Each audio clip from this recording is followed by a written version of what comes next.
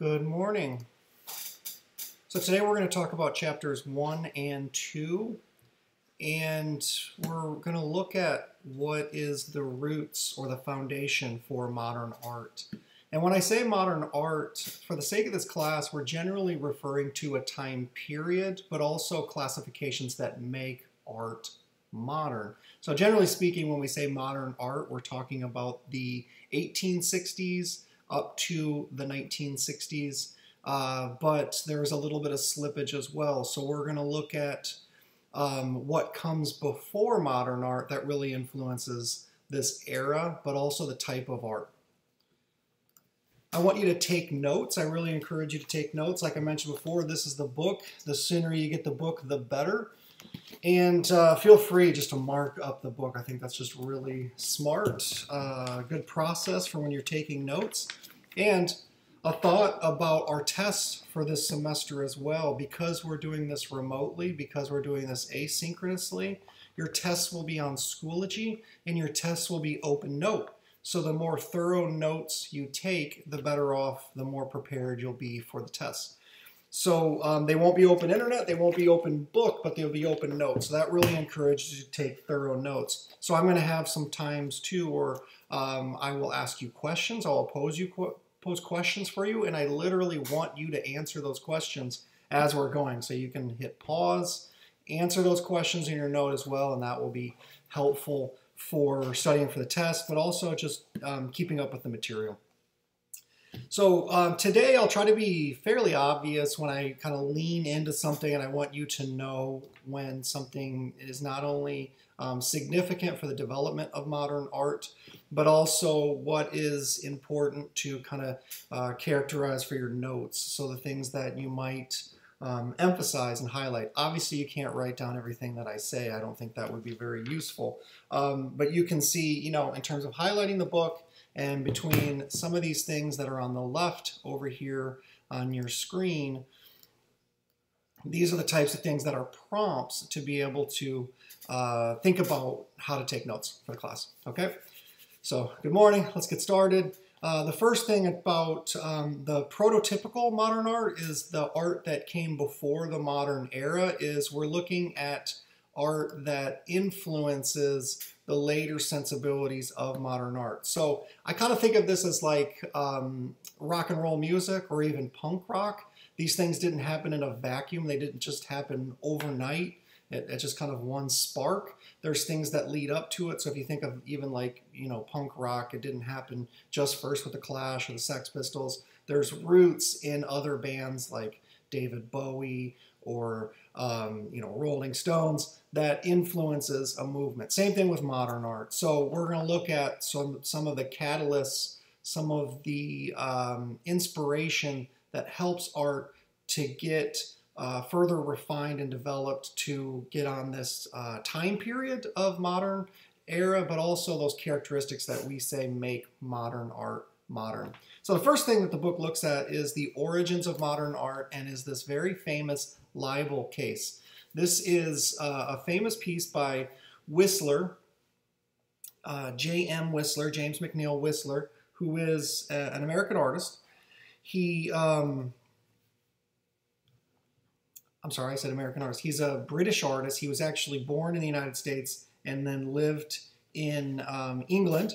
So when Whistler was making his work, he was thinking about ways of depicting the world kind of through a lens, through a different kind of way of seeing, and was much more experimental. And that's one of the first key characteristics of modern art, is that it is experimental. It's kind of trying to break the mold. We can really think about modern art as going outside of tradition, breaking tradition. And we'll talk about that a little bit today, about like artists that fit in with the conventions of art history, thinking about like the Renaissance and how they want to make art look as much like the real world as possible, and then how modern artists try to break that mold a little bit. And Whistler is a great example, because what he did here is he was trying to capture the night sky. So when you look at this image, it looks abstract, which abstract wasn't even really a thing yet in 1875. And this fits into our modern era, fits into our modern art era. But he is trying to show what it looks like, the effect, the essence of a night sky with fireworks. So that's what these little dots and smears are, and the smoky cloud here. John Ruskin, though, is an important critic. He is an art critic, and he could make or break an artist's career. If he championed a particular artist, then they would get into more exhibitions. They would be able to sell their work to patrons, wealthy patrons. And so you kind of have the birth during this time period of a middle class, a wealthy middle class. And so by John Ruskin writing about this piece and saying it was an insult, he said, this is the quote by John Ruskin, and he wrote this in his newspaper, where he was critical of art. He said, "I have seen and heard much of Cockney impudence before now, but never expected a coxcomb to ask 200 guineas for flinging a pot of paint in the public's face." He's saying that not only did Whistler throw a bucket of paint onto the canvas, which isn't accurate, but it's literally a slap in the face to the public, that this is an insult. And actually, too, how much he would ask for it, that this painting would be 200 guineas. So he's being very specific. Not only is it a bad, in his opinion, not only is it a bad painting, but he's asking too much for it, right? It's like when you go to a restaurant, you say, oh, the food was lousy, and it cost too much and I didn't get enough of it, right? It's like you're complaining about a lot of different things at one time. There's something else, though, about the painting, is that Whistler wasn't trying to capture the sky the way that everyone in the moment would have seen it. It's kind of more of a passing of time, and you can see that here with this figure. I'll trace it out. You kind of see this halo of a figure here, and then a figure here, perhaps another figure down here, almost like smoke has enveloped this figure and then it's moving to here. It's like a passage of time. He's trying to do something different with art, trying to show time, movement, and what later happens because of this is Whistler takes the critic, John Ruskin, to court. And he sues him for libel, saying that, you know, what he said about his painting wasn't true, and it's trying to give him a bad name in the public, and it's damaging his reputation. This court case became a huge spectacle because they knew John Ruskin was full of bravado. They knew Whistler, who came from a sort of Cockney background himself. He was come from the lower class. And what's ironic about this is John Ruskin was, with his newspaper, was trying to educate the middle class and make them more refined and make them more intellectual about art. And so for him, he didn't feel like Whistler was educating a middle class population. He felt like it was dumbed down. It was an insult, which is ironic because when he makes fun of Whistler, he makes fun of him for being lower class and not refined. So that's difficult to make that pitch then to your public that's saying, like, you're not refined, you need to be educated. Whistler's not refined, you need to be educated. So it's almost like he's doing a slap in the face to Whistler and also his reading public, who would have identified more with Whistler's background than Ruskin's.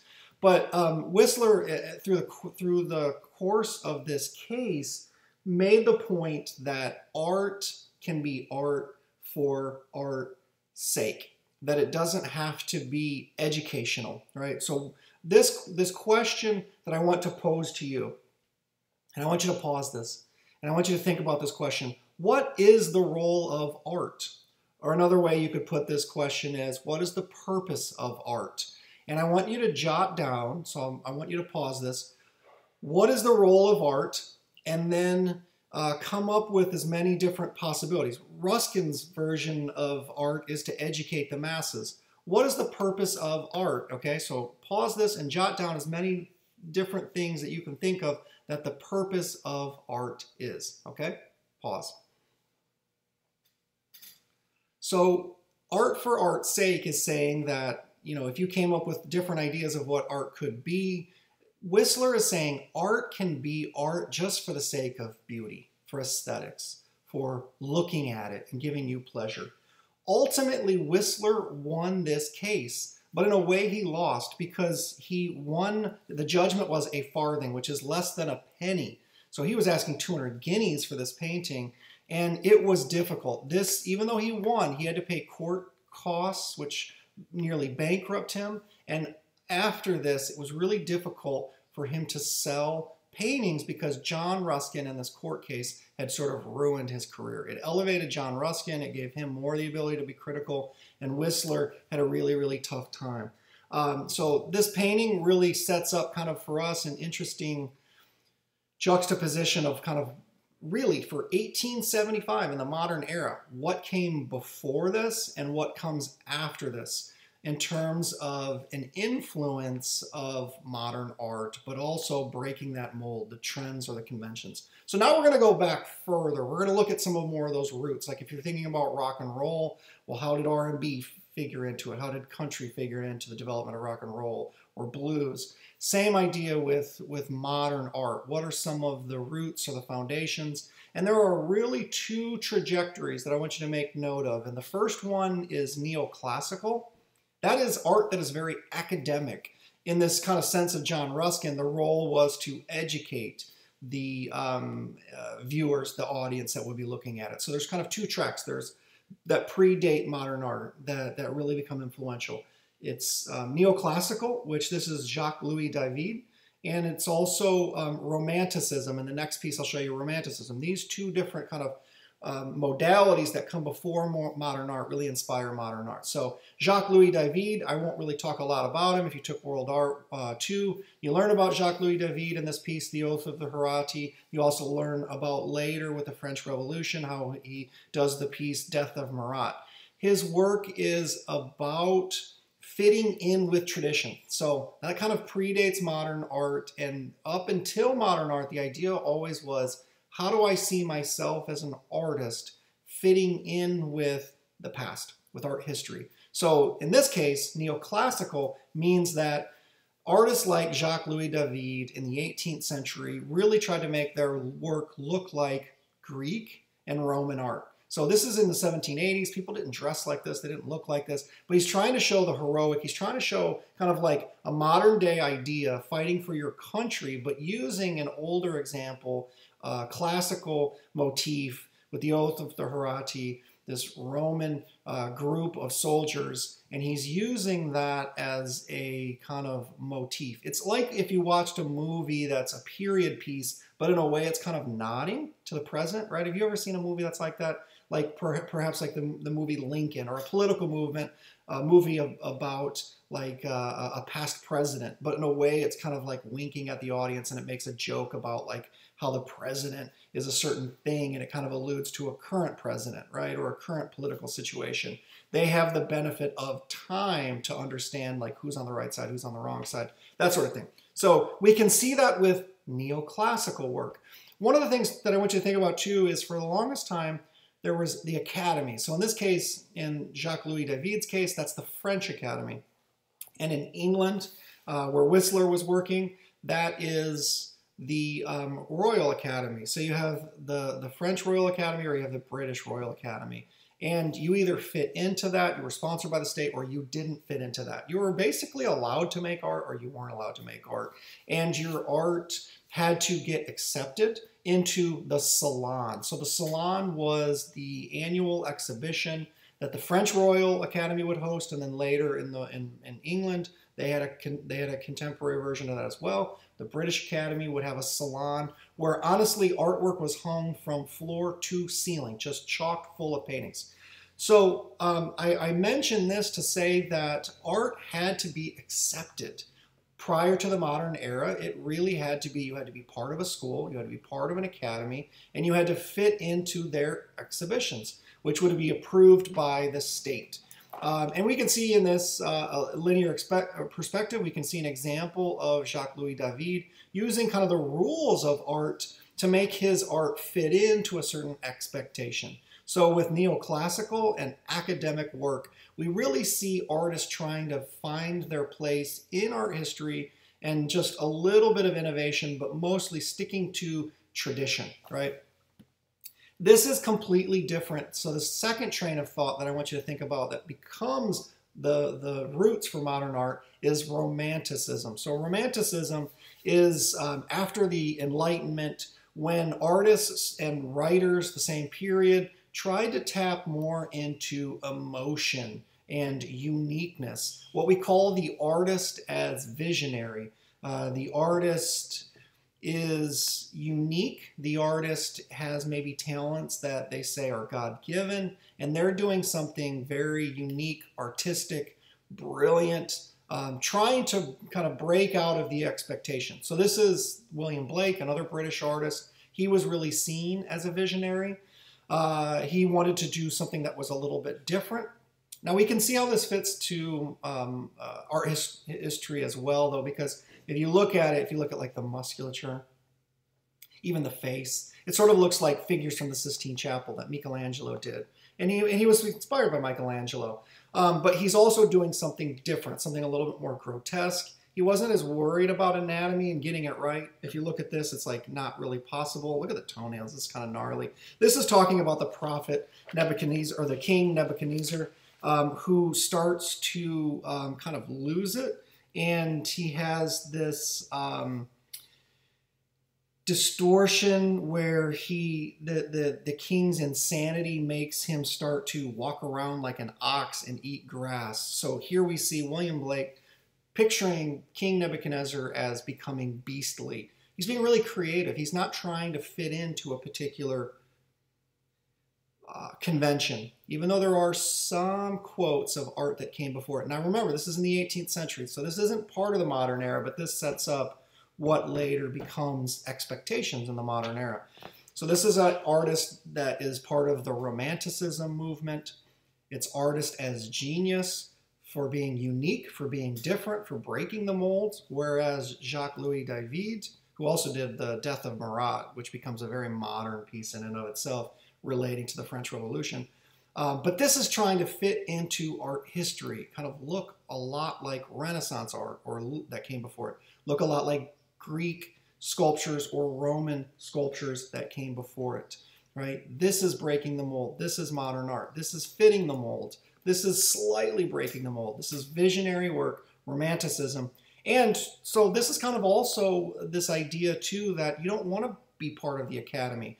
So William Blake becomes an excellent example of this because he dropped out of the academy. He was part of the academy and he said, no, if I'm going to do my thing and I have to get my art approved or accepted, I don't want to be part of that. I don't want to play that game anymore. So he becomes this sort of prototypical figure that really influences modern art. We can also say in terms of Romanticism that this idea has its roots in the idea of the sublime as well. So artists like George Stubbs, a British artist, that's talking about ideas, the sublime. So if you were in my World Art 2 class, you know that sublime means terrible awe. So something that's both horrific and beautiful at the same time. That means sublime. Edmund Burke came up with this idea as a writer, as a philosopher, in the 1760s, and here we see an early piece that's adapting some of those ideas of the sublime. It's basically kind of like man versus nature, and we can see it here. We're supposed to be represented by this white horse, and nature and the kind of untamed ability just to kind of be raw and rough and just horrific is the lion. So this lion attacking this horse, and also this impending storm, this ominous storm cloud that's moving in. That is supposed to represent this idea of nature. We can do a lot of things to try to harness nature, but we can't truly control it. So here we see this is a main ideal of Romanticism as well. A lot of times people will say Goya is not in the modern era, but he really becomes a modern artist. And this is, so another idea that's typical of modern art, not only artistic genius and kind of breaking the mold, but also being critical. Art that is definitely of the times. So this is Goya being critical of both the Spanish, so he's Spanish, He's being critical of the Spanish government and also French troops that are occupying Spain during Napoleon's rule. There was a Spanish uprising, and this is Goya's series called The Disasters of War. This is a print. What is printmaking? Printmaking is when you have a plate or a block that you carve, or in this case an etching, you etch the metal and you can produce multiple copies. Well, what's the benefit there? Well, you can disseminate this to a mass audience and you could influence them. Just like Ruskin said the role of art is to educate, well, Goya could educate and enlighten people in terms of what was really going on. Maybe they didn't see the atrocities of war. Ironically, though, Goya wasn't able to publish these in his own lifetime. They were too shocking, too controversial. They weren't published until the 1860s. So created in 1810, not published until 1863, which is interesting because that hits our time period of modern art. So in a way, Goya was really not of his time. He operated more in a future aspect of what modern art could or should be, but it was too far ahead of his time, so it wasn't even published in his lifetime. He did a series of prints that were critical of the French king, of the Spanish king, and got himself actually some jail time as a result of that. But it was interesting because he worked for the Spanish court, so he was able to be friends with both royalty, but also be critical of them. So it maybe gave him a little bit of freedom. His late work became very, very abstract as well, before abstraction was even a thing. He did what was called the black paintings, where he was sort of going mad. In his house, he painted directly on the walls. They were later transferred to canvas after he passed away. And they're really, really dark paintings. So in a way, he's a modern artist before modern art exists. So a lot of times people will say, who is the first modern artist? People will sometimes point to Manet, and sometimes people will point to Goya as being sort of the first modern artist. Another factor that I want you to get down that talks about this experience of modern art. Why does art need to change? What happens? What are some of the characteristics that make artists and people feel like that art can't be the same? You know, what is the breaking period? For a lot of the artists, what it was is the Industrial Revolution. So the Industrial Revolution is something when I want you to think about. Nothing is the same in terms of Industrial Revolution. It changes first in England, later in Europe, later in the United States, kind of the second wave in the Industrial Revolution. It changed people's lives. But it also created a new wealth for the lower class, the middle class. They started to rise up. It created the bourgeoisie, right? You didn't just have to be born into wealth, you could earn wealth. And so it created an art market. It created the ability for people artists now, to make paintings, not for the church. And remember, we talked about what is the role of art. And I think for the longest time, art was commissioned. Someone paid someone to make art. Like thinking about Michelangelo painting the Sistine Chapel. He didn't just get the idea in the middle of the night to paint that. The Pope asked him to paint the Sistine Chapel. And the role of art in that case was to really show religion, to show the Bible, to show God.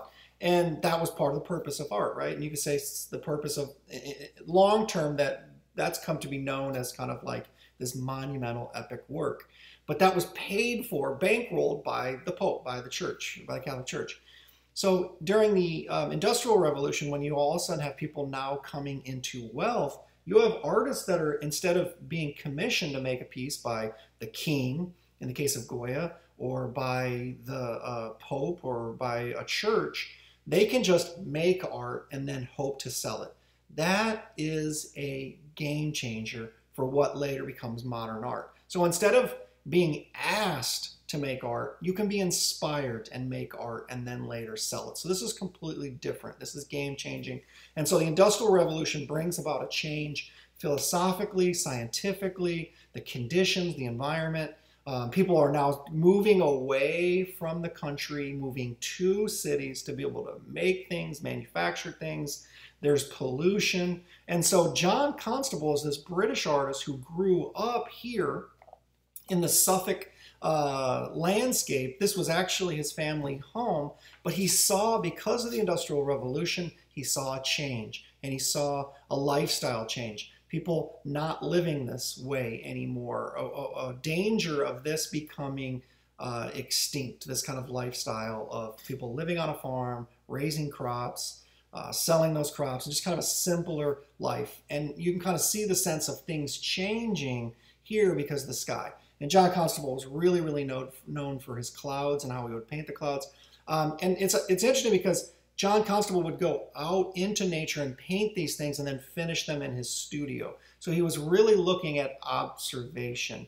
This was something that he knew about. He closely studied it. He was even really interested in the type of clouds as well. He did cloud studies that were kind of like sketches to influence his paintings and the way that they would ultimately take shape. So part of this change is now you make art to make it what you're interested in, and then you try to sell it. This is a really, really large painting as well. This is, you know, about 5 foot by 6 foot. So really, really large painting. But what we start to see after this is paintings that get smaller and smaller as they get made for people's homes. And instead of making them large for a gallery or making them large for a church or that sort of thing. So this really changes the way that art is made. This is another artist. This is Turner. Turner is a British artist as well. Joseph Millard William Turner also goes by J.M.W. Turner. Turner is a British artist that actually John Ruskin championed. His work was also about the sublime, the untamable force of nature, but he was also looking at actual events. That's interesting because Whistler at the same time was looking at kind of making the real world a little bit more abstract. You can definitely see that with Turner as well. John Ruskin hated Whistler's work, but he championed Turner's work, and they were both working at the same time. So this is really interesting, but it's because he still has kind of this emphasis on composition. We can see there's a foreground, a middle ground, and a background, right? So he's kind of looking at traditional art, but making a little bit more artistic. And there's this great John Ruskin quote. It says, "Nothing can be beautiful," which is not true. So Turner here is showing us something that actually happened. This is the burning of the Houses of Parliament when they were on fire. He literally went out there and was painting as the Parliament was on fire. And you can see all these people that are watching and observing this. In a way, Turner is observing an actual event, and we get to then be an observer, part of the audience as well. We weren't there, but we can feel like we were there. Which is much different than Whistler's observation of that nocturne of the sky, because the falling rocket, the fireworks, basically John Ruskin is making a value judgment. He's saying that paintings in a way should represent a certain morality. They should be educational. They should produce evoke a certain feeling, or make someone better off, refined as a result of viewing them. He saw that in Turner's work. He didn't see that in Whistler's work. A good example of that in Turner's work as well, you might be familiar with this. We talk about this painting if you've had Intro to Visual Arts, or if you've had World Art 2. We talk about this painting by the same artist, Turner, and this had a morality to it. This is the slave ship. Turner talks about how slavery, people that were enslaved were worth more for their insurance value if they were dead than if they came back sick. So these slavers would literally throw people overboard if they became sick, which is just a horrific way of treating people like materials as opposed to like people. So he's saying this is inhumane. Ironically, though, he actually starts this painting sooner but doesn't finish it and exhibit it until slavery was abolished in England. It's not yet abolished in the United States, but he's using this as a kind of a morality to educate people. And we can see the sense of the sublime too, that in this case, nature is going to win. Humanity doesn't win. Here we see like a leg. You can see up close some of the detail in this painting, which I just think is beautiful to see in person. This is in Boston at the Museum of Fine Arts. You can see the fish, the seagull, the sharks, the limbs, the shackles. And he is saying that slavery as an institution is flawed. It is awful. We're on the wrong side of morality here. We need to abolish this. We need to get rid of slavery. So it has a moralizing tale to it. The kind of the last piece that I want to talk about in terms of prototypical modern art, or the art that becomes modern art or influences modern art that comes after it, is this artist, French artist Millet. He was inspirational. He also was working with Gustave Courbet, who we'll talk about in the next chapter. But Millet was really interested in kind of the same idea of like a moralizing tale that would help people to see other individuals differently. So these are the kind of the working poor. During the Industrial Revolution, you had people that didn't have a lot of money here. So you see these two figures, they're basically praying.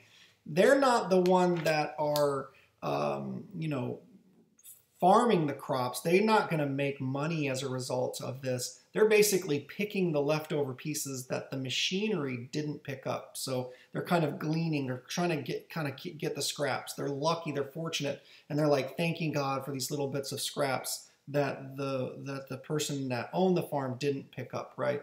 So it's kind of an interesting tale that's happening here.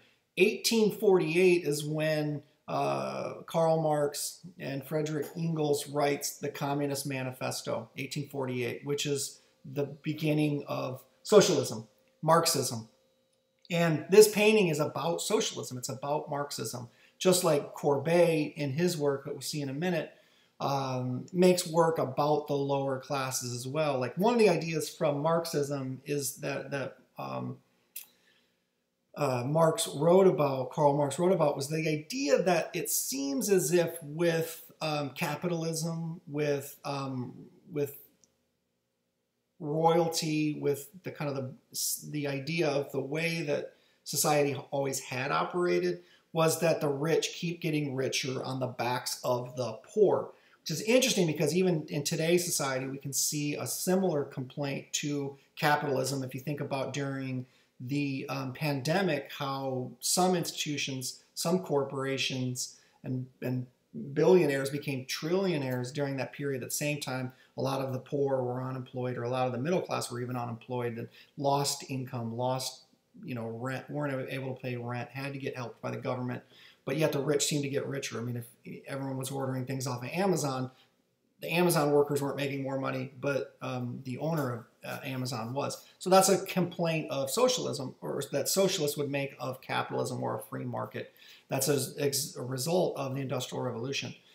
So if you have these power vacuums of royalty being replaced by a new form of government, Karl Marx and others at the time were saying, if we can start from scratch a new form of government, what about communism? What about socialism as this idea that the workers own the modes of production and they would profit off of it equally as the state would, or as the people who have the farm, for instance. So this becomes a moralizing tale. You look at this painting, though, and if you didn't know that, it just looks like a beautiful landscape, and it just looks like farmers farming. But there's definitely a story behind this painting that relates to socialism, that relates to Marxism. And these become archetypes. These become kind of the working poor idea. We kind of get the sense of the way that they're dressed, with these oversized, these are wooden clogs. They couldn't even afford regular shoes, right? And the clothes that they probably would wear out to church, but also, in their homes and also to work, they become really, really worn and torn and heavily patched, just barely, holding them together. And it's kind of a metaphor for society as well. If you look at the different statuses or stratuses of society, that in a sense, the lower class is only as successful as the middle class or the wealthy class allows them to be. And this is interesting too, because here's a piece by Millet. Van Gogh was a big fan of Millet. He actually did studies of Millet's work, and that he didn't go to art school. So Van Gogh is a perfect example of modern art because he never really was part of an academy or an art scene or sponsored by the government, the state. He worked outside of that, but he was really influenced by Millet. And if Van Gogh is a modern artist, Millet comes right before the modern era. Millet really is this prototypical modern artist, Starry Night. What? let's think about this for a minute. Starry Night. Is this kind of mind-blowing? This is what Van Gogh is famous for. We kind of look at Van Gogh as being really unique, a genius, a tortured genius, but not trying to fit a mold, right? Breaking the mold, doing his own thing. Well, it was also based on an earlier work. This is Starry Night by Millet, and you can see some similarities in the color, in the blurring, kind of the sense of the wind, the looking out over the village. So definitely very influential to later Van Gogh works, but also modern works. So we can see Millet as a sort of prototypical modern. This is kind of a summation of what happens that makes modern art so modern. So you can pause this and take notes on this and write, because I'm not going to stay on this too long, but basically the Enlightenment influences these two different branches that we talk about, neoclassicism and romanticism. These two movements inspire all of the modern artists that come after it, but also the modern era. The Industrial Revolution creates and impacts capitalism. Capitalism changes the art market. That in turn changes the way that middle-class people buy art, which in turn changes the way that artists make work. So the Industrial Revolution also impacts the landscape in a negative way, and artists like John Constable return to the landscape as a way of kind of healing what's happening to the landscape, and almost like a kind of return to, wouldn't it be nice if we could go back in time to this kind of simpler era? And we could see that with Millet as well. So there's this kind of emphasis on creativity, but there's all of these different factors that make modern art modern. So I'll let you pause here so you can take these notes down. The next chapter is The Search for Truth. It talks about early photography, realism as an art movement, and impressionism. So those three movements, photography, the invention, the advancement of the technology to create and record images, realism, the art movement that's trying to closely create a new reality, and then also impressionism. These are the earliest movements in the modern era and in modern art. Photography predates the modern era a little bit, so instead of 1860s, we're talking 1840s, but really the invention of photography takes a while, takes a long time. So the 1860s is finally when others start to catch up to photography and start to see it as an art, and how photography can influence art as well. So Daguerre is there's two figures in early photography that I want you to note. And the first one is Daguerre, and the second one is William Fox Talbot. It wouldn't have been possible for photography if it weren't for these two figures. Daguerre, so photography had been known for a really, really long time. There was something called a camera obscura. Do you know what a camera obscura is? A camera obscura is basically a dark room. It was like a magic lantern is what people called it. And you take a room, you can make it completely black, and if you have windows, you black out all the windows, but you put a little pinhole in one of those darkened out windows, and the light will come through and you'll get an image on the back projected of whatever's outside, because it's brightly lit, it's dark in here. This is this weird kind of phenomenon that happens as a result of making a camera obscura. And artists knew about this. Artists like Vermeer used a camera obscura to trace their paintings. And people would go to these magic lanterns, like performances. They would be inside of a dark room and they would watch, say, a play outside appear on the wall backwards and upside down, like a play, basically like an early movie theater without the technology of a movie theater. So also there had been some scientists and some artists who had been able to make a photograph, but they had no way of controlling that photograph. In other words, they would take a photograph, the light would hit the image, it would record an image on a piece of paper or a plate, but then the second you could see it in the dark, the second you bring it out to the light, it disappears, because the light would continue to affect that image. So Daguerre was one of the first to develop a way to capture that image, to freeze it. And so it's really the invention of photography. He did this on a metal plate, usually a copper plate. coat it in a certain type of chemical, solvents and salts, and then he would put it inside of a camera. Camera means dark room, which is interesting. So really a camera just means room, but in the sense of camera as we understand it means like a film camera. He would put that coated plate inside of a camera, inside of a box, open up the lens, and then, you know, have it expose an image. And then he figured out the chemistry to be able to stop that effect from changing once you bring it out to the light. So Daguerre was one of the first, and we call these daguerreotypes, which is a photograph on a metal plate. They're unique though, they're only one of a kind. You can't mass produce them, you just have one photograph. So this was also during a period, what we say is positivism, which is a seeking of empirical truth.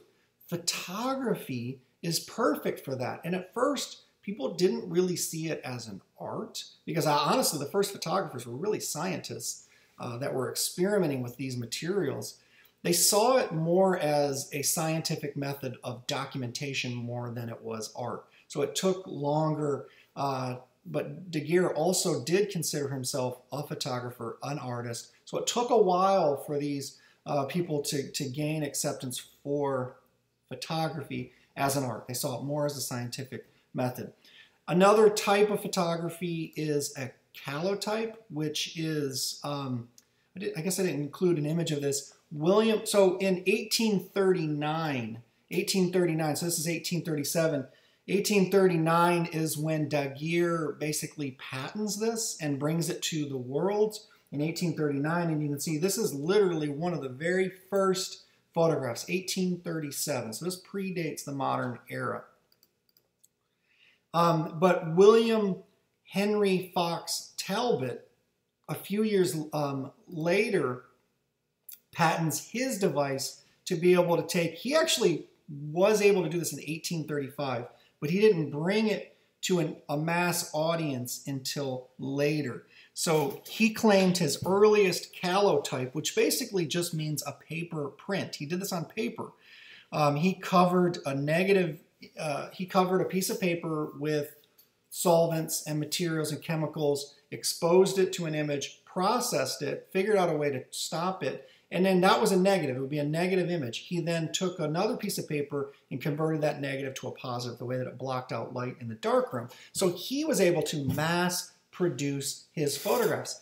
And this is an early photographer who's trying to make photography into an art. This is Rejlander, Oscar Rejlander, and he used photography as, this is called combination printing. He would take these different photographs and then make them into a collage and expose them onto one piece of paper all at the same time, but from different photographs, really setting the scene. This looks a lot like a painting, and that's intentional. He's trying to make photography go from this, just kind of this scientific, observational, to more of an art, to look more like a painting. So this is kind of the early growing pains of photography. Nowadays, you could do this very easily in Photoshop, but this was all with paper negatives based on this calotype, C-A-L-O-T-Y-P-E, which basically means beautiful print. He was using these pieces of paper to create this larger print. So this fabric up here that creates this curtain would be one photograph. This would be a different photograph. All of these figures, the different groupings, you can see how they're kind of dodged and burned in. If you've ever done any darkroom photography, this is a challenging thing to do, to take all these photographs and then put them into one sort of photo montage, what you call combination printing, to create one photo, what we can do very easily today in Photoshop. But in a way, photography was meant to mimic painting. This is another famous photographer, an early photographer, and Nadar had tried to create a sense of photography and really utilize the nature of photography, the essence of what it could do, to make it into an art as well. And some people say that he is one of the first kind of really true art photographers. And he would take, Nadar is his nickname, he's got a longer French name, Gaspard Félix Tournachon, nicknamed Nadar. He was an interesting person. He was kind of a visionary himself. He was a big celebrity. He was kind of like a larger than life, almost caricature of himself. He did caricatures, so he was a caricaturist. He flew in hot air balloons. He took photographs from his hot air balloons, and he was sort of like a man that wanted to see and be seen in Paris and kind of rub elbows with the famous people. So this is a famous actress, Sarah Bernhardt, and he was taking photographs of famous people. So it was using photography as a way for celebrities to, in a way, become more famous, because you had to pay a ticket to go to the play to see Sarah Bernhardt, but you could pay less to buy a photograph of her. In a way, it was like getting a piece of her, which really kind of is similar today to paparazzis and how celebrities are kind of in the public eye, and how photographs of celebrities become very sought after, and in some ways like fought after even. But this is in the 1860s here. This is definitely during the modern era. And it's interesting because an actress like Sarah Bernhardt was famous, but became even more famous, and her celebrity spread because of the advent of photography. Another thing that photography can do, and not just show the kind of the beauty of a person and the essence of a person, but it can document the horrors of war, just like Goya was doing. And this is actually around the same time that Goya's prints, they were created in the 18 teens, but not published until the 1860s. This is when the Civil War is happening in the United States. And Matthew Brady, who had been a portrait photographer like this, like Nadar, then took his camera and risked it all. He invested his personal funds into this, risked it all to go out during the Civil War and take photographs. And at that time, you had to have the lens open for so long, the shutter would open up. You'd have to take a photograph for a few minutes as opposed to a second or less. And so a lot of these were staged, and you couldn't take a photograph of the action because it moves too quickly. Instead, what you would do was take a photograph of the aftermath. And in a lot of ways, these were posed. So he would arrange dead bodies. He would put things next to him, like this gun probably was not found in this position, but he would rearrange it and make it look like reality. So even in a sense, we kind of presume there's a kind of objectivity to photography, but even photography can be faked or manipulated in some respect. So here we see the dead, a dead soldier from the Civil War, and this really was trying to show too what was going on. And I think that's a key aspect for modern art, trying to show a reflection of what's really going on in modern art. If we compare this to the French Revolution with Jacques-Louis David's work, how would he have made, let me ask you this, thinking about this, not about 100 years before this, Jacques-Louis David is trying to show a civil war that's happening as well, the Revolutionary War in France. How would Jacques-Louis David capture the French Revolution had he had photography instead of painting, right? And we saw with Death of Marat or the Oath of Harari, what he was doing instead was trying to show the epicness of it, the morality of it, and comparing it to the Roman Republic or the Greek Republic. And instead here, Matthew Brady with the camera is showing us the actual reality. There's not a morality to it. It's just like the rawness of it, the truth of it, just the sense that brothers were killing brothers, cousins were killing cousins, like so many people were touched during the Civil War. So many people were killed as a result of the Civil War, fighting for things that they didn't necessarily even believe in themselves, but because others were fighting for the sake of the Union, right? As Lincoln said, a more perfect Union. So how would David have pictured the French Revolution with photography, right? It's an interesting question. He does it with painting, and he shows it almost like Michelangelo or Leonardo would have done. It made it seem very, very religious. Here we see this doesn't seem religious. This doesn't give us a feel-good kind of sense. But the beauty of photography is that it can give us a moment. It can capture a moment. This is a beautiful photograph, a really important photograph. This is of the abolitionist Frederick Douglass, who becomes one of the highest ranking black people to hold a high office in the U.S. government post-Civil War. He was an abolitionist, was a former enslaved person. He escaped slavery, became very prominent in circles in New York, Philadelphia, Washington, D.C. that were trying to change before the Civil War. This is 1847. The ideas, the sentiments that kept people enslaved. And that was probably the most convincing thing. It was one thing for people to talk about slavery as a concept. It was one thing for wealthy white individuals to talk about the ills of slavery. It was another thing entirely for a former enslaved person to explain the dire need for change. And this really shifted people's minds and changed the way that people saw the abolitionist movement, the movement for freeing enslaved people in the United States. And Frederick Douglass becomes a really important person. Had we not had photography also, slavery probably would have lasted longer, right? Because of newspapers, because of the way of being able to document what's going on in the Civil War and slavery, that changes the public perception, right? It's hard to ignore what's going on. You can't hide this if photography is able to dig out all of the aspects, the negative aspects, the positive aspects of war, of, if you can believe there's positive aspects, right? So this is a really important daguerreotype. This is a beautiful piece. I own a daguerreotype. They're usually about this big. They were usually soldiers that are about to go fight in the war. So this is really interesting, or important people. If you were wealthy or well-known, you would have a daguerreotype made, especially an early one like this. But by the time they become a little more common in the 1860s, what times do you think you would probably have a photograph? In terms of your lifespan, when do you think you would have a photograph made?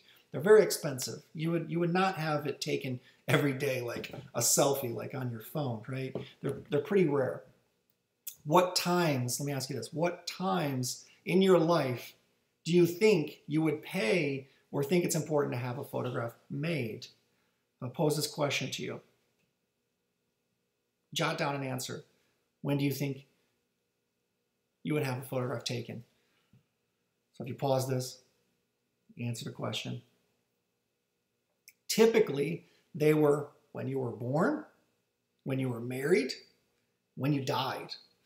That was it. So soldiers going off to war were probably going to die, so they would have these very heroic photos, mostly props too. They would borrow someone else's jacket, or the photographer would have a jacket and a gun for them to pose with. A lot of times even it didn't make sense. It'd have a different insignia or rank than what they were going to, but it was a way for their family to own something, for them to live longer than the moment in which they existed, right? So that's why photographs like this are beautiful and I think are really captivating. We know we can stare eye to eye with Frederick Douglass. He becomes a larger-than-life figure, but an array of photography, I think, grounds them. Like if you see photographs of Lincoln or Douglass, they become humane in a sense, or more like down to earth, and not just this larger-than-life figure. Another thing that was important, so you had photography that could now be reproduced and disseminated to a mass audience. You also had caricatures, and this is a very famous artist, Damier. He also did paintings and he also did sculptures, but he's best known for doing these caricatures, which this is early kind of comic style drawings that were critical, just like Goya's Tragedies or Horrors of War. He also did a series called Los Caprichos in the beginning of the 19th century. In the middle of the 19th century, towards the end of the 19th century, you see caricatures of being a social satire. So this really changes art as well, and what the purpose of art is. Some people wouldn't necessarily have seen this as art, but it definitely comes from a tradition of art. So this is an actual incident that happened during the French Revolution. This was the killing of innocent workers by the Civil Guard, the French Civil Guard. And Damier was capturing these murders, and you can see this family that's been murdered. Here's this young couple, here's this older man here. They were literally murdered while they were sleeping because some workers had started to organize and had threatened to revolt, right? So they tried to stop the revolt before it even happened. he published these. Daumier, like Goya, was once imprisoned for a caricature he did of the king. So this was still something that was banned and could get you into a lot of trouble. So caricatures become very modern as well. We talked about Millet as sort of like this prototypical modern artist. Gustave Courbet is as well. Gustave Courbet is one of the first realist artists. He started this art movement called realism. I showed you Millet's work with the farmers that become like more like archetypes. Well, Gustave Courbet broke away from the French Academy. He was part of the French Academy. He broke away from it, and he had an independent exhibition at a World Expo. And at this expo, in what he called the pavilion, and get this, make note of this, the pavilion of realism. Realism meaning true to life. What actually is reality? So we tend to think of realism meaning like, oh, that looks realistic.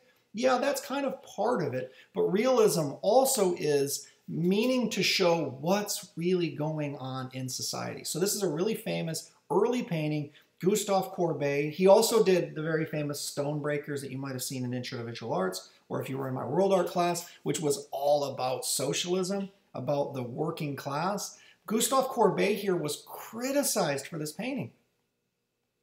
Critics wrote about this painting and said, this is ridiculous. This painting is a mess. It doesn't make any sense. Because at the time, history painting was really important. In history painting, you either had history painting, landscape, you had still life, you had portraits, or you had what was called genre scenes. These are different genres that you could have. Ironically, this is sort of a history painting, but it's nothing of note. It's a historical painting about history that didn't matter. But why does history matter? But to the people that are experiencing it. So Gustave Courbet was just giving us an everyday slice of life. We don't know who's being buried here. It's probably not someone very important. We see the open tomb here, the grave that's been dug. And we can see that there's some separation here, some segregation between the women and the men on the opposite side here. No one looks enthused, no one looks important. Everybody's given kind of the same amount of, and they're just kind of caring about their business. Some people are bored, you know, some people are looking, kids here are looking in different directions. There's not a focal point. Critics at the time just thought this was a mess, but it's huge. It's 10 feet by 20 foot. And normally in paintings at this time, if you did a painting that big, it was supposed to be meaningful. It was supposed to be historical.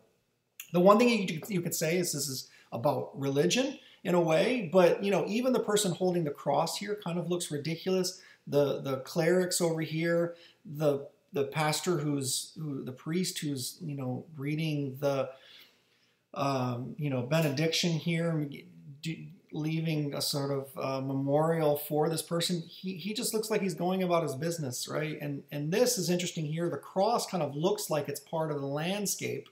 It's kind of hearkening back, looking back at Christ, but we realize no, it's on a post that someone's carrying through this service. And they're going to, you know, at the end of the day, they're going to sweep the dirt on top of this tomb. They're going to walk away and they're going to go about their everyday lives. There's not some greater moral, historical significance of this painting. So this becomes really modern, this idea of a painting that's just an everyday slice of life. This is a really well-known female painter, Rosa Bonheur, who was really famous for realism. So just like Courbet, that could do his thing in kind of autonomy. He didn't need the state to show his work. He could show his work independently. Later, this influences the Impressionist artists that we'll talk about. They had their independent exhibitions as well. But Rosa Bonheur, similar to Millet, had rural themes. We can kind of see the influence of hard work in her work and just the figures kind of going about everyday life. This is a beautiful painting, really, really interesting, but it's not telling a greater story about like some historical thing that happened. It's kind of like similar to John Constable, the way of life before the Industrial Revolution, but that these folks here should be celebrated for their work. She was really interested She had really progressive parents, and she was allowed to study painting, even though she was female, and at the time you couldn't study in the academies as a female, only males could, which is kind of bullshit, right? Later, they start to accept women into the French Academy, but at first did not. And she had to disguise herself as a boy to go to do anatomy drawings and to sketch in slaughterhouses and that sort of thing. So she's very sympathetic to the animals and to also the people who are plowing the fields in this sense. I'm just going to mention this briefly. This is a really interesting art period. Remember when I talked about the idea of kind of like either fitting into an art history tradition or breaking away from it? This is the pre-Raphaelite Brotherhood. This is this movement in England, a series of artists that got together and formed this group, and they wanted art to kind of return to a simpler time. This is a moralizing tale. This is called The Awakening Conscious. This is a really interesting painting. Let's unpack the iconography a little bit, okay? I want you to make note of the story that's going on here. So what we see is a woman who's cheating on her husband. Perhaps she's even a courtesan. We can see that with the sense of she's got this glove here that's fallen off. And she's now with this man here who's trying to flirt with her, entertain her, maybe even convince her to have sex. He's showing off. He's playing the piano, this is interesting because this piano is an actual piano that could have been manufactured as a result of the Industrial Revolution. But here William Holman Hunt is emphasizing like the ornate details of it, trying to kind of return to a simpler time when things were made by hand, which you can see in her outfit as well as the wallpaper back here, which we'll talk about later when we talk about artists like Louis Sullivan, Art Craft, you know, the Art Deco movement, the architect Louis Sullivan, Frank Lloyd Wright, who wanted to return also to handmade things. And you can see this with the way that Hunt constructs this scene. But what's going on here? What's this moment? It's called The Awakening Conscious. It's the moment at which he starts to play a hymn, and this is actually a hymn right here. This is a song, and she realizes, boom, I'm doing the wrong thing. I'm in the wrong place, and I got to get out of here. This is a moralizing tale. It's kind of got this aspect, this biblical message to it. John Ruskin was a huge fan of what we call the PRBs, the Pre-Raphaelite Brotherhood. Ophelia, that famous painting by Millet that some of you all know about from World War II, he was part of the Pre-Raphaelite Brotherhood. A lot of times there's redheads. There was this actual wife of one of the artists that they used as their muse, as their model quite a bit, and even wrote poetry about her. But a lot of times it's about this moment at which you recognize that you're doing something wrong. There's this kind of temptation. And it's also saying that society is being, not just this individual, but us, we're being tempted by the convenience of the Industrial Revolution to buy things that are mass-produced as opposed to things that are handmade. And so it's really kind of interesting. This fits into the modern ilk, though, because it kind of fits into what came before it, but it's also trying to do something different. It's called the Pre-Raphaelite Brotherhood because literally they're looking back, instead of looking back at the Renaissance, they're looking at artists that happened before Raphael, before the Renaissance, to kind of show a new sense of meaning. You could make the argument that Manet, Edward Manet, is the very first modern artist. He's avant-garde. He's trying to do something different. What do you notice about this painting? What is unusual about this painting? You've probably seen this painting before, seen it reproduced, seen images of it before, maybe even talked about it before. But what's unusual? Kind of what strikes me at first is like, it looks, in a way, it looks traditional. I wouldn't say the painting's super, super shocking by today's standards, right? But at the time, it was really, really shocking. And if we say it's shocking, well, what is it? And it's like, well, there's two dudes that are fully clothed, And they were friends of Manet. And then there are two women who are in a state of undress here and completely nude here.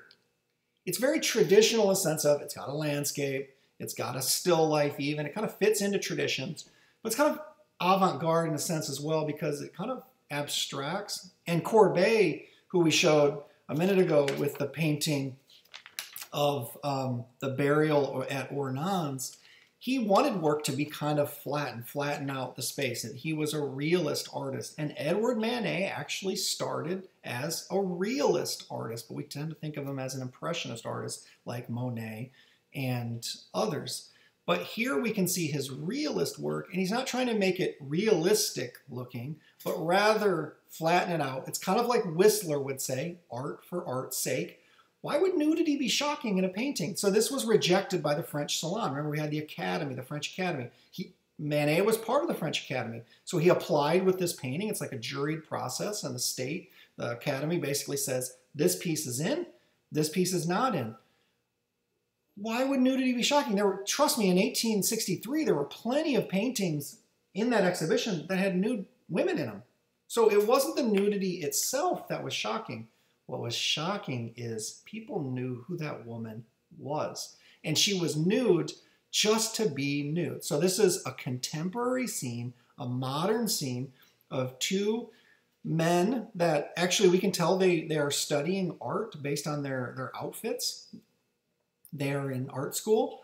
This nude female that people that went to see this painting eventually, because it was rejected by the Salon, but they created a new exhibition called the Salon des Refusés, which means the Salon of the Refused. And so this piece didn't get accepted in the Salon. And so instead they put it in the Salon des Refusés, and it became wildly popular. Everybody wanted to go see the painting they weren't allowed to go see, right? The Salon rejects it. They put it in this exhibition. It becomes really, really popular. And it was shocking because people went and saw, and they knew who this woman was. And she wasn't this allegorical nude, which is ironic because look at this. This is based on a drawing by Raphael that no longer exists. So remember, the pre-Raphaelite Brotherhood is kind of looking back pre-Raphael. Here, Manet is literally quoting this. Now, this is an etching by Raymonde that is, copied the Raphael drawing that no longer exists. This is identical. Look at this section right here. Take a look at this. See these figures? Look at the way he's sitting. Look at the way that this guy's sitting. Look at the way that she is posed. You see that? She's got her kind of hand like this. And look back at this. Almost identical, right? So it's avant-garde, it's brand new, it's shocking, but it's also not new. And they would have been able to exhibit nudity like this, but that nudity had a purpose. It was moralizing. It was either biblical or it was allegorical. It was Greek or it was Roman nudes. It wasn't just nudity for the sake of nudity to be titillating or trying to be like sensual in some way. So this was really, really shocking. Same artist, another painting. Remember, the first one was rejected by the French Salon. Wasn't in the Salon exhibition. It was in the Salon des Refusés instead. Everybody went to go see it. So the next time around, and this was painted in the same exact year, 1863.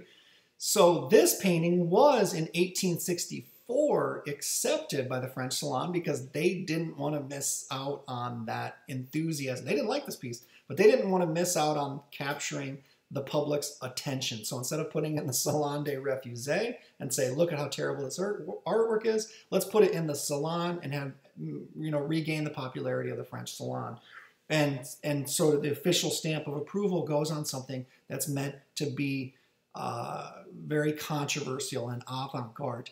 This was all about sexuality. So this is Edward Manet, his piece called Olympia. Remember, nudity was acceptable as long as it was an allegorical nude. So here he's giving it an allegorical name like Olympia from the Greek.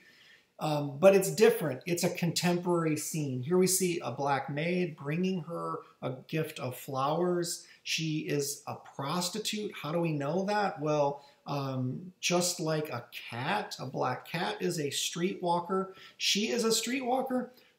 We can see that because even though she's nude in bed, she still has her shoes on. And she has this choker here, which in the 1860s in Paris would have identified a female with being a prostitute. Also, the flower in her hair and the flower that she's been given is kind of an ode to her sexuality. And people would equate the symbolism of a flower in many cases to being female, but also being sexual. In the case of looking like female genitalia, which you can see the connection between her and here. It's interesting because this is the same model. This is the same person here and here. People knew who this was. And so to call her Venus or to call her a prostitute, people knew who that was and they felt implicated. It's not just the person. Edward Manet is like, this perhaps is a gift from her last suitor, her last John. And we're her next John walking in and seeing this. And we're going to be her next client. So everyone that goes and sees this painting at the French Salon, they're being judged for being in this situation, which was frowned upon in society. Society said this was wrong, but it happened like crazy. Prostitutes, brothels existed. Gentlemen visited them, married men visited them. So in a way, Manet is implicating us, society, and saying that this is what's really going on. He's not saying it's right. He's not saying it's wrong. He's saying this is what's really going on. It's a slice of modern life. And Courbet, who was a realist, Manet is also a realist, said that this work was too flat, too shocking, doesn't really work. It's kind of hideous. It's kind of ugly. But that was kind of the point. It's art for art's sake.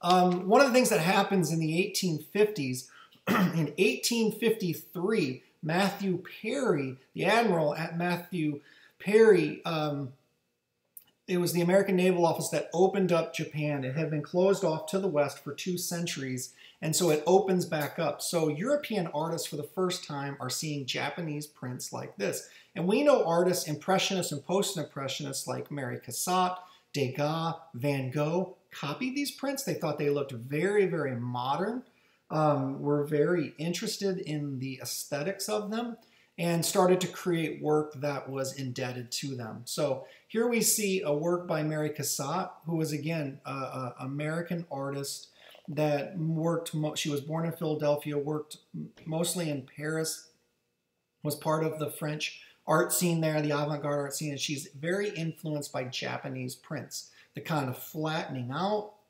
Also, bathing scenes were really common.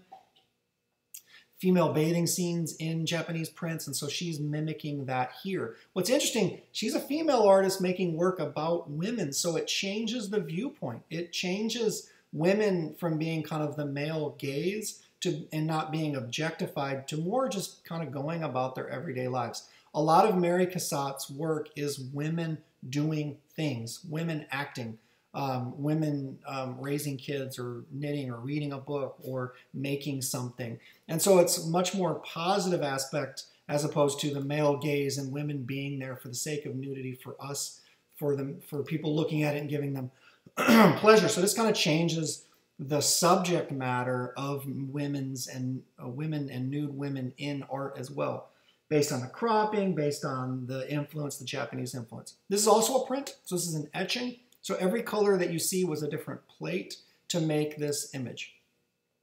Finally, we arrive at Impressionism, and Impressionism really sets up, this is an important, very early, this is the first modern art movement. What is the first modern art movement? Well, this is the first time that artists are making art intentionally to be set aside, different from what came before them. So they're trying to make art, kind of like Whistler did, art for art's sake. It's flatness, it's the landscape, just like Constable, but it's a different kind of landscape. And this was Claude Monet's painting called Impression Sunrise. And just like Courbet, he didn't want to be part of the French Salon, so a group of artists got together, and Manet actually was part of this later, became part of the Society of Independent Artists, and they started to exhibit their work together. A critic went to the show and called this, in a derogatory way, impressionism, like just rough sketchiness. And so the artist, like Monet, like Degas, were interested in kind of the quicker, more impressionistic nature of showing flatness, of showing color. It's all about color, you know, in their work, which was really different than what came before it.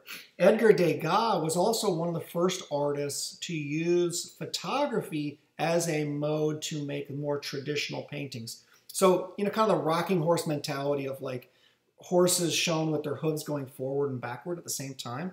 Throughout art history, people kind of got it wrong in terms of the way that a horse actually galloped.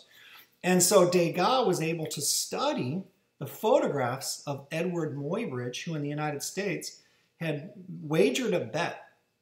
If two people had wagered a bet, and Muybridge helped settle this bet, if the argument was, is there a point at which all four hooves of a horse are in air? One person argued that, the other person argued against it. Leland Stanford, who was Stanford, the college is named after him, paid Muybridge to create a camera that would shoot very, very fast photographs. He'd line up multiple cameras and they would, in quick succession, take multiple photographs to, in a way, stop motion. And you can see, yes, in fact,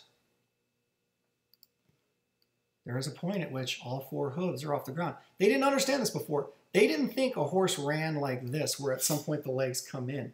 Most time people showed a horse running like this. But if you look at Degas, he looked at those Muybridge photographs to be able to understand how a horse actually galloped. So remember positivism, this is the idea of close observation, studying what's really going on.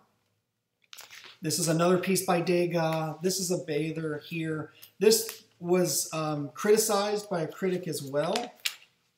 I'll just mention this briefly, but look at the way, how do you feel? Let me ask you this question. How do you feel Degas compared to Manet with Olympia, laid out naked on the bed there to prostitute? How do you think Degas is picturing women differently than that? And how maybe is Degas picturing women differently than Mary Cassatt?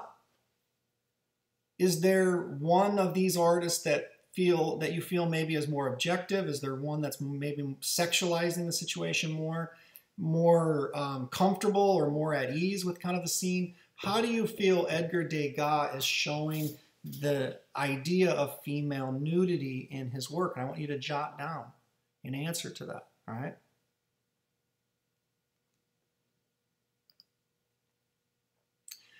What's happening in the United States at the same time? So this is interesting because Impressionism is huge in Europe, but the American artists were just kind of catching up with realism and doing realism as well. So this is John Singer Sargent, who is an American artist who was also working in Europe, but brought some of these ideas back of European modernism, but also kind of like working against what was happening with Impressionism. He was more interested in realism.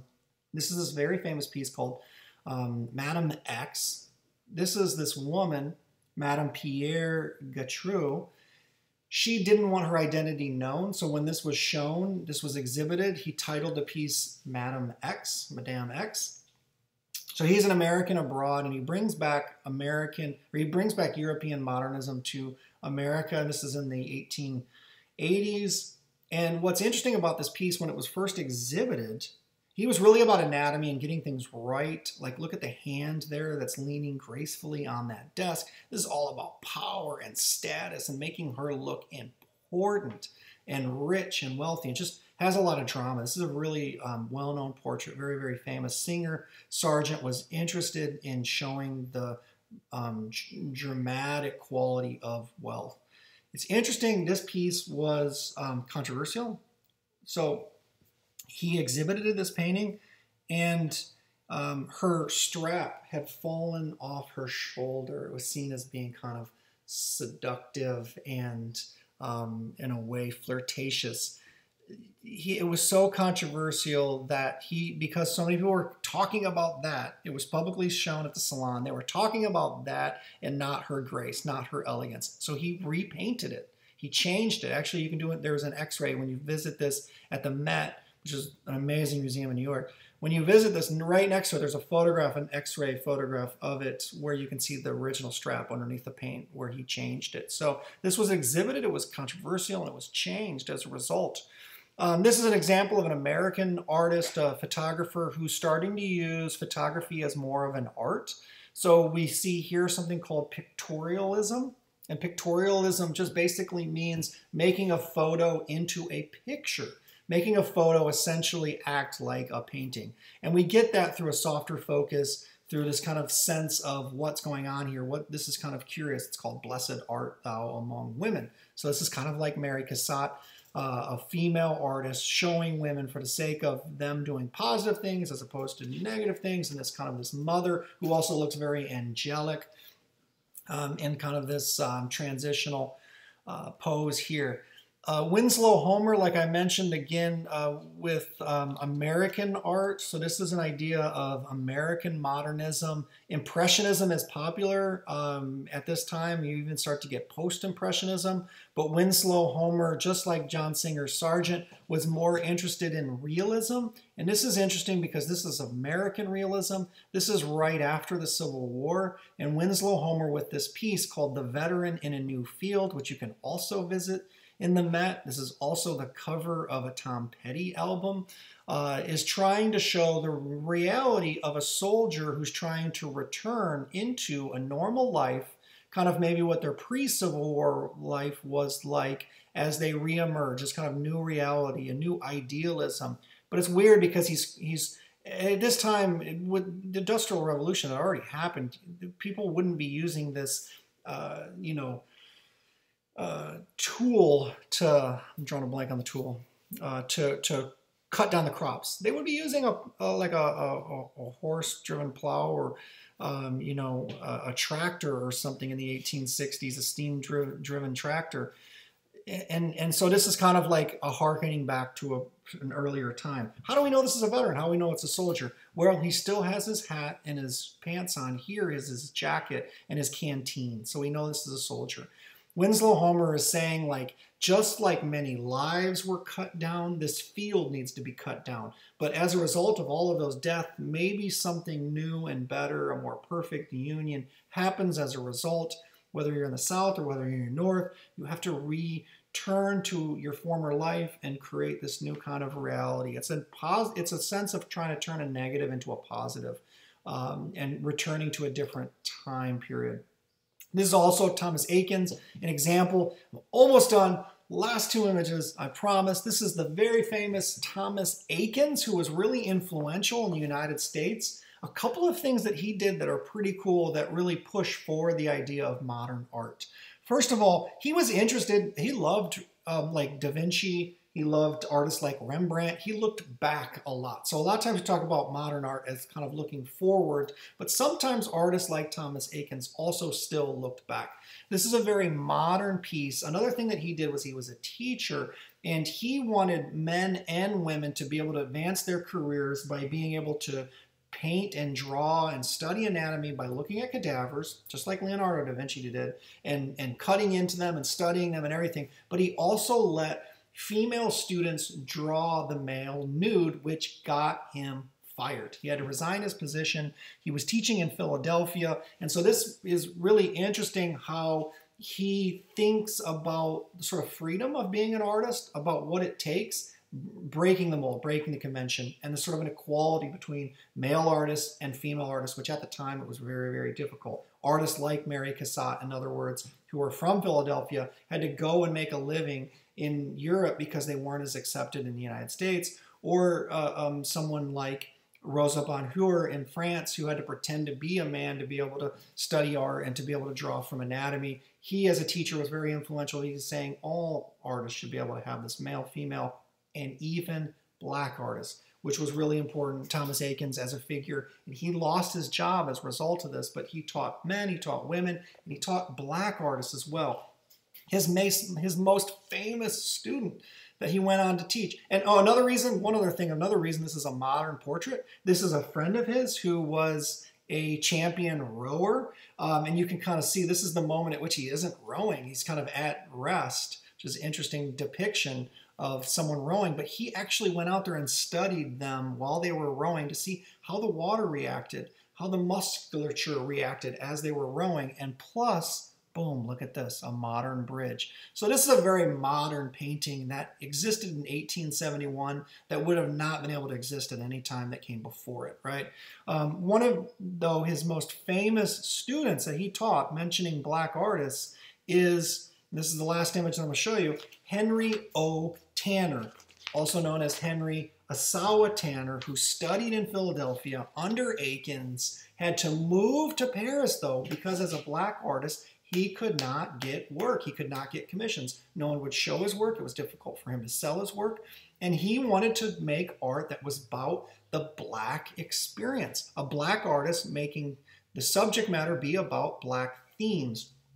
And he has a very famous piece that I talked about in World War II. Some of you might be familiar with. I believe it's called The Thankful Poor.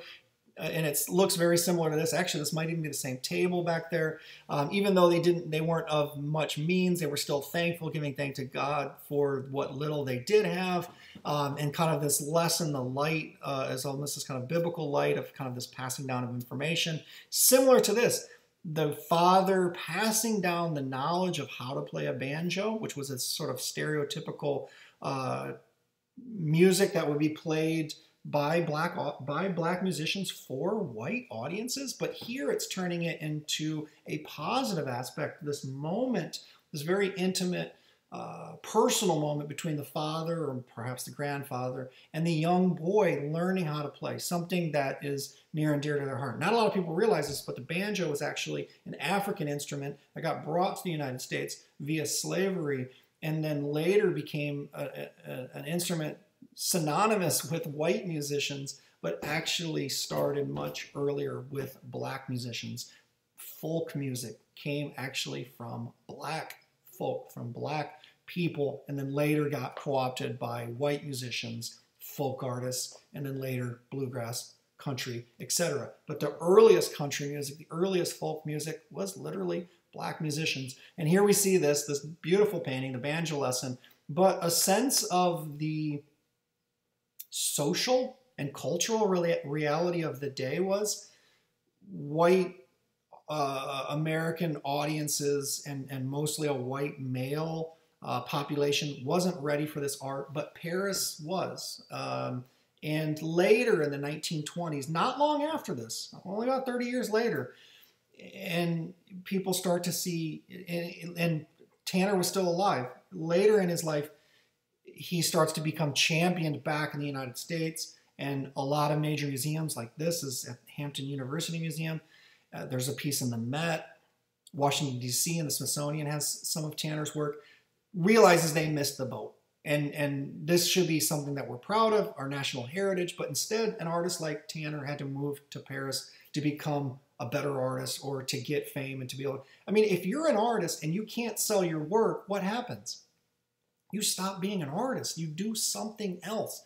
And it makes me really sad to think if Henry O. Tanner wasn't able to pull some means together and move to Paris, he would have stopped making art, likely, in the United States and done something else. And this work here, the banjo lesson and the Thankful Poor, they would have been lost to us. We would have never experienced these two. So there's this kind of idea of who is the audience? And for modern art, it isn't always the person making it or the public that lives in their general neighborhood. It could be a audience completely removed from them in terms of where they grew up, where they lived, or even their own time period. These works became much more popular in the 1930s, 1940s, when the Harlem Renaissance is going in the United States.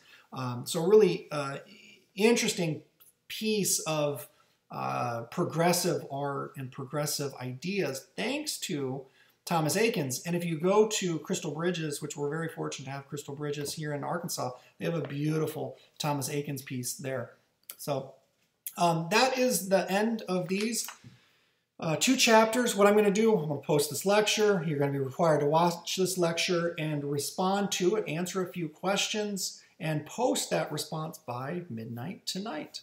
Peace out. Enjoy. If you'll have any questions, feel free to shoot me an email. See y'all.